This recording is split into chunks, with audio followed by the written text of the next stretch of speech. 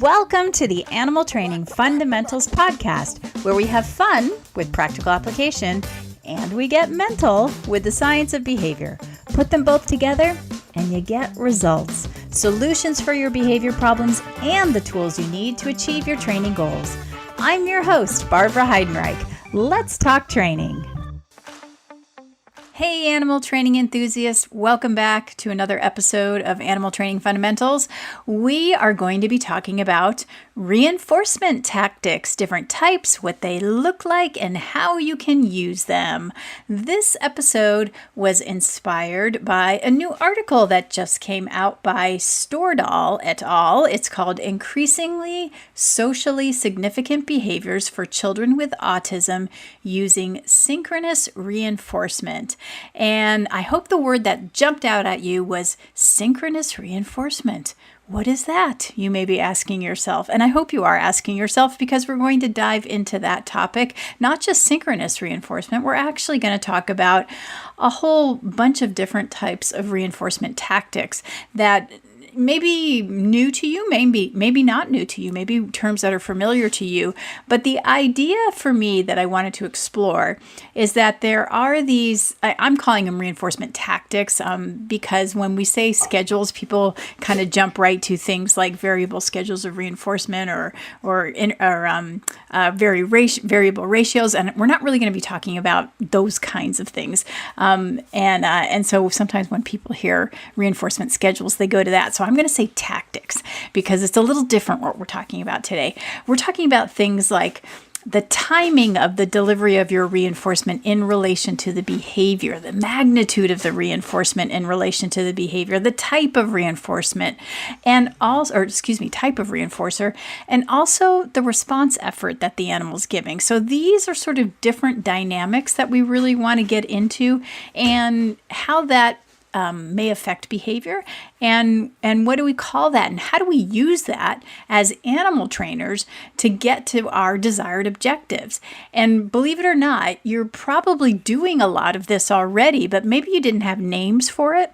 And so that's what I want to dive into today. And this kind of relates to some of the things that I've been talking about in the past about negative reinforcement, because I think I was doing some of the things that I had been describing about sort of that non-coercive application of negative reinforcement, but I didn't really have a great awareness of it that when I was doing it in the past. When I look at some old videos of my training, and so I wasn't really doing it super well when I look at those videos.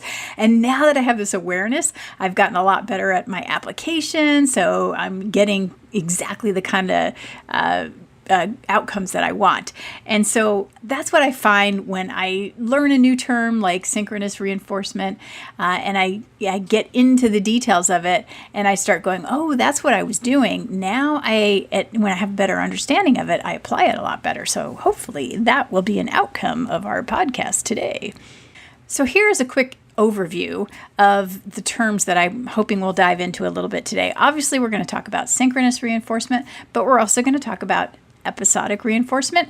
We're going to talk about conjugate reinforcement, and we're going to talk about a term called demand functions. So let's take a look at these different reinforcement tactics, the options, how they're applied, and how they're different, and how one strategy might be better in one particular scenario over another, or how you might use a combination of these tactics to get to your particular behavior goal. So we're going to talk about episodic reinforcement first, because believe it or not, this is the one that probably is most familiar to everybody, because this is the one that most of us use because this is what we've been taught. And this is basically delivering that reinforcer after the behavior is emitted. And most of us have been taught to do this extensively, almost to the point that you were considered a bad trainer if you didn't train this way. I remember feeling really guilty if I didn't deliver reinforcers after the behavior was emitted. And I remember struggling with that for quite a long time. But, it is helpful for many of the behaviors that we train. It can help us when we're trying to build schedules of reinforcement. And that's useful for building certain types of duration behaviors. So it's not a bad thing. We do use it a lot. I don't think it's, something that we should be going, oh no, we shouldn't do that. It helps us when we're trying to build behavior chains, right? So we do have to wait to reinforce after we see specific behaviors happen in order to build those chains.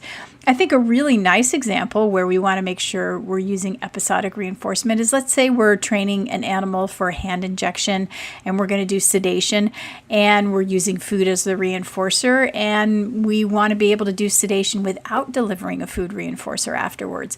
So that might be one of those situations where we definitely are going to be delivering reinforcers afterwards, and we want to build to the point where we don't have to deliver a reinforcer after every single injection, perhaps, and then we're able to deliver that injection without delivering a food item afterwards. So that would be a good example of episodic reinforcement. So a lot of us are familiar with this, so I'm not going to get too detailed into episodic reinforcement. I think y'all probably have a pretty good handle on that one. But let's get into synchronous reinforcement, because this one, that term, I think, although it sounds pretty obvious, I think it probably deserves a little bit more explanation. So this is continuous. Basically, the reinforcer is delivered while the behavior is happening, but it is all or nothing, right? So the behavior happens and the reinforcer happens. If the behavior does not happen, the reinforcer does not happen. And believe it or not, this term's been around for a while. So Mary Hunter from behaviorexplorer.com, if you haven't checked out their site, you should. She responded in a thread where she had posted the article that I mentioned earlier in the podcast that the term's been around for about 50 years. So this isn't something that's brand new. This has been around for a while.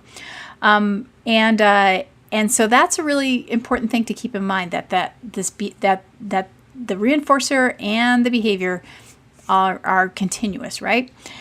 And so I think this is also something that we can think of as something that's helpful for a duration behavior. But I think people tend to get stuck on like what that might look like. So is it only for like stationing or laying down? And I wanted to give you some more examples to help you really kind of connect to this. I think a nice one for me was to think about, like, and I use this example a lot, but it's kind of a nice visual, are those heated and cooled rocks that a lot of people see in enclosures now, especially for lions, that help to keep that lion on the cooled rock when it's really hot out, or if it's cold out, if that rock is heated. So there's this steady delivery of that temperature, right, of that coolness or that heat that reinforces that staying on that rock, right? So I think that's a nice example of that.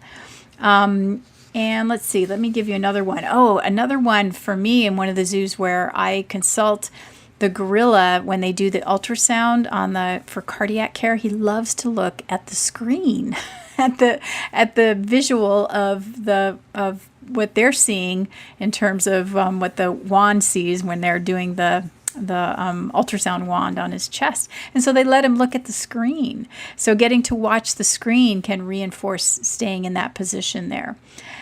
But there are some others that I think are a little bit different that you might not think about.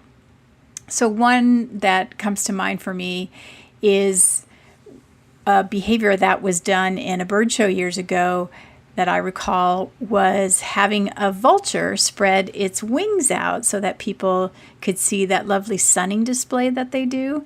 And so the behavior was evoked by putting kind of like a heat lamp or strong lamp out. And so yes, that did evoke the behavior, but it also was reinforcing for the behavior. So as long as that heat lamp was on, the bird would put its wings out and keep its wings out. So that's another nice example. And then one for me in one of my it actually was my very first bird show. We had this one bird, Callie. She's a little military macaw. She would fly around the corner and land on my hand. And I also had another bird that was on my other hand. So I wasn't able to give her anything when she would land on my hand. So what I would do is I would blow on her tongue, and she loved having that air on her tongue. So blowing on her tongue. Now, I will say initially I would consider that synchronous, but what it did turn into is episodic, because let's be real here, folks. I can't hold my breath forever.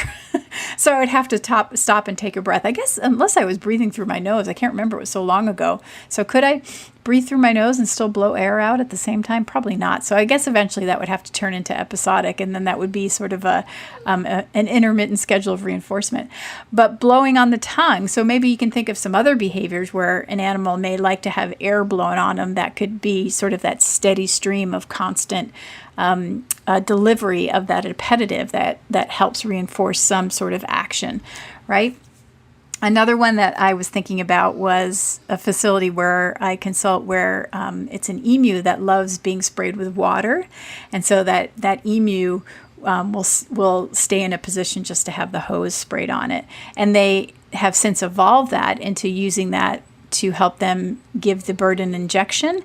And I'd like to use that to segue into now, what does that mean in terms of the injection? Because I know the question's going to come up, well, isn't that just distraction training, right?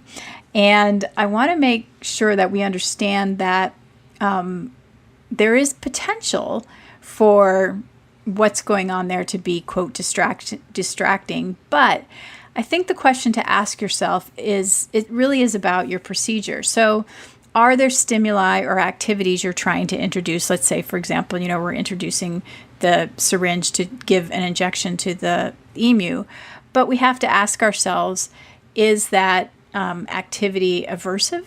Is it appetitive? Will it create competing contingencies? If that is the case, then you may have to modify your procedure, and then there might be some components to your procedure that you may have to vary depending on the details of your specific situation. So I may still use that continuous reinforcement, but maybe we introduce some overshadowing, or maybe we do have to consider some other tactics here that we'll talk about as we continue to talk about some of these other types of other types of reinforcement tactics. So as I think about these synchronous schedules, I think about different sensory inputs. As animal trainers, there's this long history of using food as a reinforcer, but remember, there's lots of different sensory inputs. I've talked about a visual example. We can talk about things like touch. We talked about temperature, but what about smell? We do have a lot of animals that respond to scent. And I think of an example that was shared with me from Annette Peterson from Copenhagen Zoo. You may recall that they followed the shaping plan that I shared for training an open mouth behavior, where the animal puts its mouth onto horizontal bars. And so they did that with their panda. And but to get duration, they found it was hard to just sort of wait a few seconds and then try to reinforce. So that would have been that episodic approach. One of the things they found that helped to get duration was to blow over the nose of the panda, and the scent was very intriguing for the animal, and so it would stay in that position as long as an intriguing scent was positioned just right, so that the panda would keep its nose in position with its mouth over on the two bars. So again, that continuous reinforcement delivered, or synchronous, I should say, synchronous reinforcement delivered just in the right position while the animal has its mouth on the bars, helped them get that duration that they needed. And then they could transition to episodic and reinforce when they wanted the animal to release the bars, remove its mouth from the bars and then reinforce afterwards. So an interesting combination there, a way for you to think about how that can help you there. And then here's another combination to consider. I know we tend to describe this as luring, but again, think about things like scent or different ways to deliver food items, I'm going to talk about a liquid item here. So think about delivering like juices or something that an animal could lick, so that, or that it's constantly being delivered. I'm not talking about giving like a piece of kibble or something like that. So this has to be like something that is constantly coming out, and the animal is basically walking with you. So it's giving you behavior. It's getting access to that reinforcer the entire time. It's not just take a few steps and then you get something. It's the entire time it has access to that reinforcer. And then it's walking with you. And then let's say it gets to a station or a scale that you want it to get to. So walking with you gets to the place where you want it to be. And then let's say you give it a whole bunch of stuff. And this is going to tie into one of our other types of reinforcement tactics here. So we use continuous or synchronous reinforcement. I keep throwing continuous in there. Sorry about that. Synchronous reinforcement to reinforce the walking behavior. And then we get it to where we want it to be. And then we're going to switch to another tactic to highly reinforce our preferred response, which may be getting onto a scale or something like that. So that's another way where something like synchronous reinforcement can be important to helping us get there. And to me, this is different than luring, where maybe you're like showing, I've got this thing for you over here, walk 10 feet and then I'll give you this thing. That's a little bit different, right? So that's a different strategy, as opposed to maybe the animal's smelling this appetitive smell and it's walking along and smelling that appetitive smell the entire way until it gets to the scale, or it's drinking something the entire way as it's walking along with you until it gets to the scale. So different approach there. So hopefully that gives you some thoughts on how synchronous reinforcement is different, right? Different than some of the things that you may typically think of when you're talking about how you reinforce behavior. So let's move on to another approach. Let's talk about conjugate reinforcement. Now, this was also mentioned in the article that I referred to at the top of the podcast there. So conjugate reinforcement is also one of those continuous reinforcement schedules where the reinforcer is delivered the entire time the animal is doing the behavior, but it's different in the sense that the amount, so to speak, the rate or the intensity of the reinforcer changes with the behavior that the animal is producing. It changes with that response. And so this is a really cool one, and this one's credited to Ogden Lindsley. He's the guy that really helped describe this phenomenon. And again, been around for a while, but I don't think animal trainers maybe have had a lot of exposure to this schedule of reinforcement. But interestingly enough, I do have video in which I've applied this in my animal training, not even knowing that I was doing that. But again, once I was given some exposure to this, I think about, here's an opportunity to apply this and hopefully achieve our goal better, or achieve our goal more easily. So examples where I've used it was where we've had a burro that we wanted to train to voluntarily lift her front foot for some voluntary hoof care. I'm very responsive to scratching, especially on her neck and her withers. And so we would scratch her kind of lightly, and she would start to relax her front legs a little bit. And then if she started to relax even more, like we would feel a weight shift, she'd start to lean over on the other legs and start to relax her foot that we wanted lifted more. We would scratch more intensely, and we would scratch in places that she seemed to respond to with a little bit more like, ooh, I like that even more. And then when she would really start to loosen up, we would scratch even more. So our intensity and rate of scratching would change based on the behavior that she was giving us. So it was really fun to see that happening. And really easy for people to apply. And since then, we've done that same kind of stuff with rhinos, and also, I've worked with some places where we've got big cats that also respond quite well to to touch, but we use utensils. Obviously, we don't have our hands in there doing that. And so it works really well with those animals. So we can teach things like, lean a little bit closer to the mesh or the chute, so that we can have access to different body parts, so that we can do things like blood draws and things like that. So it's a really cool schedule of reinforcement. And again, you don't have to just use it for, you don't have to use touch as the only reinforcer. Think about all those different sensory inputs that you can consider, and what types of reinforcers could be delivered where you could vary the intensity or the rate based on behavior.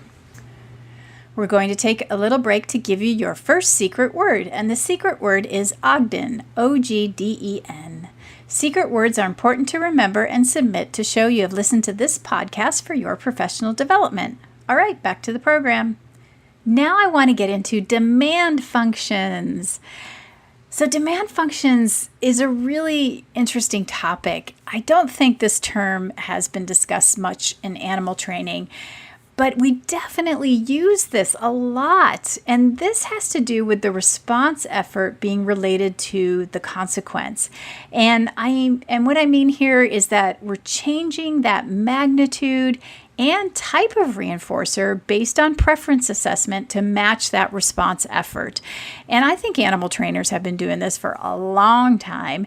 And there's been a lot of which we call, I guess, papers and research and stuff about this that I've discovered over the years when I started trying to find out more about this topic. And I read a whole bunch of stuff before this podcast. And so Hirsch is the one that really has the most articles on this. And really a lot of it, the studies that are out there have to do with, people's shopping habits. How can they get people to spend more money to buy things? But but a lot of the studies are done with animals, and that's what's really fascinating. They're basically like, how many, what's the breaking point on an animal? How many pecks will they do to get this much food, or how many, and does it change with the type of food that we offer them? Will they do more work to get this type of food versus that type of food? So it's all the stuff that we do with animal training. And so demand functions have been, studied for quite some time. And I think for me, one of the first places where I really started applying this was years ago with giraffe training. And I have a really old video that I have shared many, many times in my presentations and on the internet and all over the place, where we were training this giraffe to do a hoof curl behavior. And really what, kind of got it started, it was that the team had said, "Oh, she's stubborn, she doesn't want to do it." And I'm like, "Oh, she's not stubborn, we'll get her to do it." And she really mostly responded to just one kind of food item as her preferred food item for training. And so what we did is we changed the amount of food that we would give her based on different responses.